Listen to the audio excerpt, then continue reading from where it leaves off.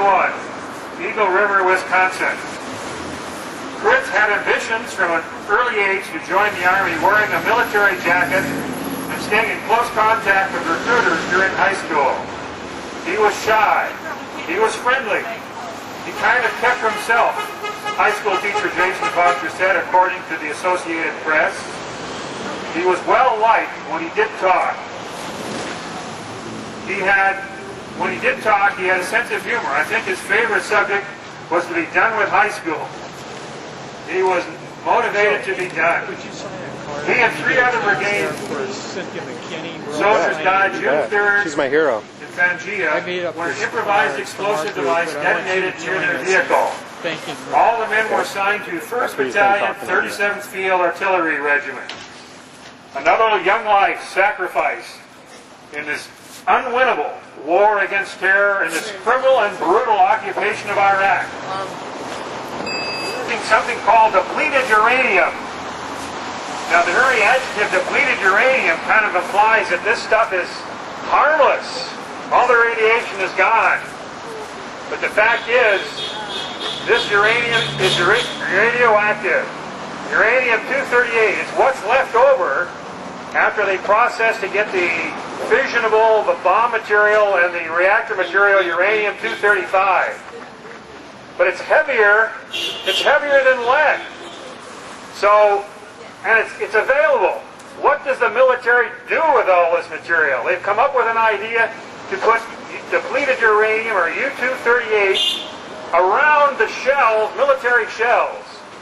And it has the advantage, since it's more dense than lead, that it penetrates armor.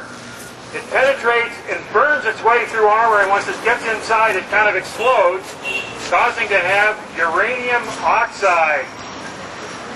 After this uranium oxide is out there, it can get into the water, it can get into the air, and any person who breathes it, any person who ingests it, will probably come down with cancer.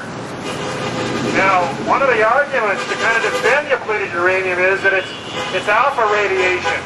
And alpha radiation can be stopped with cigarette paper, which is true. But your lungs, your intestines are not cigarette paper. And so if it gets in your lungs, it does damage. It kills. So, and the environment of Iraq has been contaminated with depleted uranium. It is a war crime. And anyone who has sanctioned, who has been a part of this system, is a war criminal. It goes back to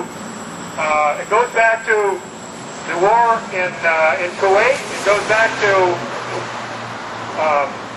Bosnia. Colin Powell is a war criminal for authorizing the use of depleted uranium.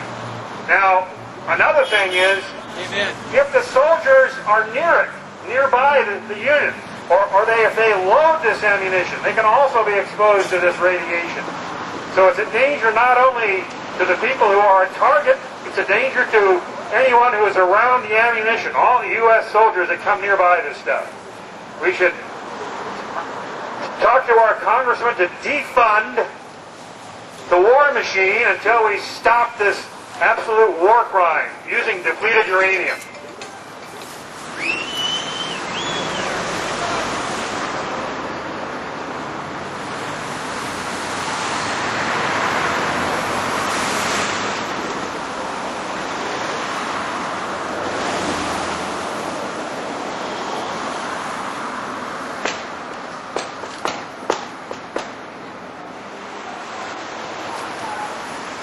Thank you for being here. You bet.